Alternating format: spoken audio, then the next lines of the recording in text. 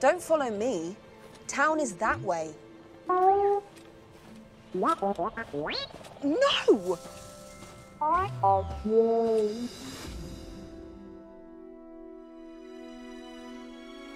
We were working on this list of things we knew we wanted in this movie, and we wanted a droid that had a strong personality and a big role in the film. We had to be very careful that we designed and constructed and brought BB-8 to life in a very sensitive way. R2 and 3PO are such classic characters. This droid, it needed to look and feel very different, and yet needed to be in the family of what Star Wars does. We were trying to figure out what it would look like, and we saw a bunch of images for things. I think the first one I did was almost like BB-8's head with little wings, and it would float. I tried a tall, skinny one and a big, fat one. And I just had this idea, and so I just drew a picture of BB-8, a very, very simple one. We got JJ's post-it drawing, and I always called it, oh, it's like a snowman without a chest. From there, it was trying to give him personality and attitude by those limited parts. JJ was very vocal about that in the beginning, of wanting as much on camera as possible. The ability to have an actual physical droid on set, animating as he would, that was as real as anyone else. That was an incredible goal. Come on, BB-8! There was this wealth of design work that had come through from the art department. And we spent a lot of time to develop it into an animatronic droid that would appear in a film.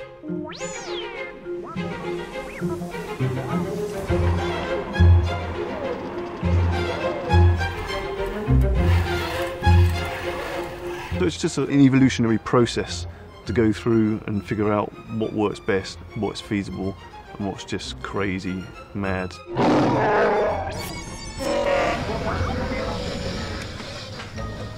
Our job was to make this design real world. Turning that into a practical puppet was something that we could use, and was probably the most advanced thing that we've ever done, to be honest. I think early on, having looked at a few designs, it was a case of going through and looking at what could be demanded of it and saying, okay, you could use this type of BB-8 for this type of shot, you could use this type of BB-8 here. There was many iterations of BB-8. There's the puppeteered version. Brian has control of most of the movements. You can't really beat that. BB-8 has been, without a doubt, the most physically demanding role I've done as far as puppetry is concerned. If I want to make BB-8 go forwards, I push him.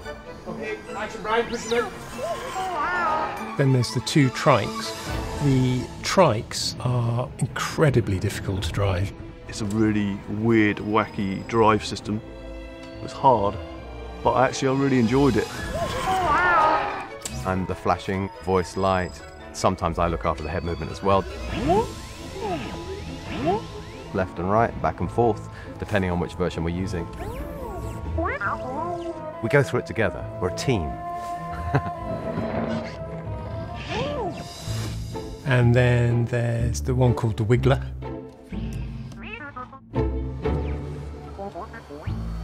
We've got a carrier version, which is a bit lighter, so the actors can pick him up. As we got to a shot, we would sort of talk to JJ and we would look at the camera and see, you'd say, well, that's definitely going to be this version. So we've got a mix going after a while, and so we'd bring them out as and when they were needed. When I saw him rolling around on set, it was great to see. And there's such a positive to having that interaction between two performers. BB-8 does a lot of performing with Daisy Ridley, and they've got a really nice little rapport going on. When she first meets BB-8, she repairs his aerial. Kind of like she ruffles his hair, or if he's a little dog, she gives him a pat on the head. Where do you come from? He's like a dog, so he's this sort of plucky terrier. You know, he's small, but he's got a big heart. I'll pay for him. 60 portions. BB-8's like our version of R2. I remember when me and BB-8 had our first scene, you could feel the love and the warmth. Well, it's amazing. He's really there. So he really comes to life, and you actually get to see it and interact with it. One of the amazing things was seeing the 3 droids together for the first time, because we had 3PO and R2, and then BB-8 is there. And I found myself more nervous probably about that. I'm in a scene with BB-8. You'd expect me to say BB-8's in a scene with me, but actually BB-8 is such a star, it's like I'm in a scene with him. And I was instantly enchanted. And I thought, if Anthony Daniels is giving a seal of approval, then we might be okay.